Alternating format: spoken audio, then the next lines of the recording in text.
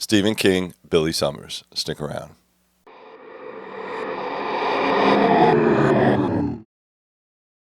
Hey guys, welcome back to the channel. Welcome back to Three River Books. So today we're going to talk a little bit about Billy Summers, Stephen King. Now this came around 3 years ago. This book came out. It is not his typical horror sci-fi genre. What this book is a crime thriller. All right, it does have small elements of the paranormal, or let's say the multiverse, like Stephen King likes to throw little Easter eggs in there, sort of like the Outlook hotel that burnt down. That's a reference to The Shining, obviously, and a couple other little things. I don't want to spoil it for you. The reason why I picked up this book is because it's about a United States Marine Corps sniper that served in the Iraqi War. I am a United States Marine Corps sniper that served in the Iraqi War. And I wanted to ensure that Mr. King got all his points correct as far as all the combat scenes. And I will say, from speaking from experience, he did very well. There were some slip-ups and some things and some issues, specifically that Marines never call their men soldiers, Mr. King. Never call them guys soldiers. A Marine is a Marine is a Marine. I know it might be over the top for some of you guys that never served, all right, but again, we earn the title for a reason, all right? So, Mr. King, if you can, on the read write, just change that little piece right there. We don't call our guys soldiers. We call them Marines. Other than that, the combat scenes were great. The camaraderie was great. The esprit de corps was great. The sniper scenes were fantastic. And he was very, very correct in the way things happened when we started kicking down doors. So that was good. If you're not familiar with the book, the premise is that he is a veteran of the Iraqi War. He leaves the Marine Corps and tries to find some jobs, and someone kind of gets him into contract killing because he's good at it. He knows how to use a rifle. And then what happens is they ask him to do a job. Now, he's been working through a handler, and that's typically what most people would probably do in the black ops community. They would use a handler or somebody that can call up the contracts, and they need somebody that is an excellent shooter to shoot about 500 yards. For a Marine Corps sniper, that's nothing, especially with a scoped weapon. They need to kill this guy on the courthouse while he's being transported into the courthouse. They don't really tell you. He doesn't really tell you who the guy is at first, obviously, because it's a thriller. He has to wait 3 months for this guy to get transported because he's in the county holdup. He finally gets transported. He finally makes the shot. But while this is going on, you see different styles, or you see different personas that Sanders has to come up with, different names. He's very good at disguises. He's very good at reading people. All the things that you would want in somebody that has being a professional and knowing his job. He doesn't use the same cars. He doesn't use the same locations. Because again, yes, it is a thriller novel, but he's basically breaking the law.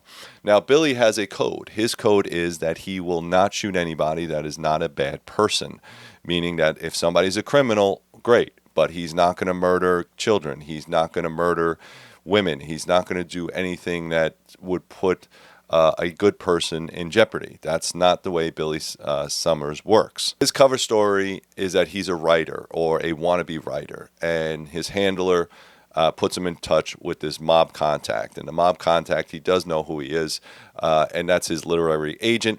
And they put him in a hotel. They put him in an office building across the street or a couple blocks down from the courthouse, and he has to kind of personify a writer, and he has to get sort of friendly or intimate, but not too friendly, with the people that surround him, because it is an office building and he has to make friends. So he's sort of a chameleon, and you kind of see where he has 3 different personas where he's trying to juggle throughout the book, which is fantastic, and it was fantastic, and I love that part of it. He takes the shot, the person goes down, and now he's on his escape route. But again, the mob being the mob, they turned on him. They were going to have him take the shot, and then they were going to kill him. Billy sees this because he's very good at his job, and he takes a different way out, makes some phone calls. He's kind of on the run for a little bit. He's in his safe house. Well, this is where the book in the middle completely changes.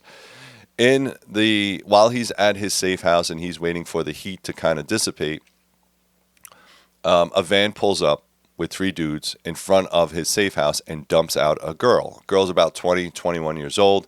She's in bad shape. She's been drugged. She's been gang raped. It's a mess. There's a whole thing where he kind of saves her. He brings her back to health. She doesn't really trust him in the beginning, but then she falls in love, and both of them fall in love with each other, etc. and so forth. So it kind of reminds me of that story, The Professional. If you have not watched The Professional, go ahead and find it. I think it's like a 1990s or 2000 movie where a professional killer lives next door to this deadbeat dad. He owes money to the DEA agents or something like that, and he has a daughter, and the daughter's very young. Well, the DEA agents, the crooked guys, show up and they wind up murdering the whole family except for this young girl. The killer, the contract killer, takes her into his home and then starts training her to be an assassin. Kind of sounds like Billy Summers. I'm just saying. I'm not saying it's the exact same because it is not, but he does use Alice. Alice is the female that he saves. Alice is a young, innocent 20, 21-year-old girl. He gets revenge on the guys that raped her. So he's basically a hero. He's still a killer, but he's still a hero. So now that the mob stiffed him and he doesn't get his $2 million that he was promised, now it's a revenge. He finally goes back and he finds out the handler. He talks to the handler. He does all this great spy stuff, which is fantastic. He finds out where the stronghold is for the mafia bosses. He goes in there, wreaks havoc, and he finally finds out who the buyer of the hit was. All right. And that goes into another level of things because he's going after all of them. So it is a very, very good story. I'm not going to tell you the end, but I will say there are Easter egg drops. While this is going on, Billy Summers is writing his book. He continues to like reading. He continues because he likes writing so much that he writes his own story. He starts off with fictional characters, but then he writes his own story. And from the time that he was back in the Iraq War with his buddies doing his job, all the way until the time where he starts killing mafia bosses, he's writing everything down. Alice sees this, and at the end of the book, she winds up finishing the book. But again, it's all about him getting some type of reprieve, some type of anger and angst and everything off his chest while he's doing all these other things. So it is a lot of plots. So you got hardcore hitman with multiple personalities. You got the writer, which actually he loves to do, and he's very good at it. You also have the hero, where he's saving this young girl.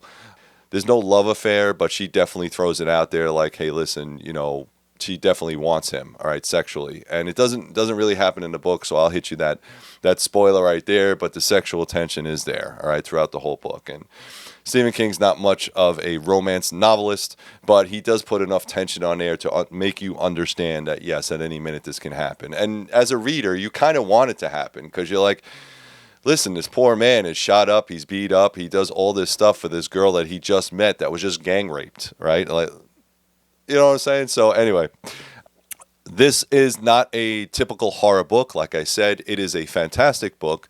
I think it's it's about 514 pages on the small paper on the trade paperback, which again is my favorite.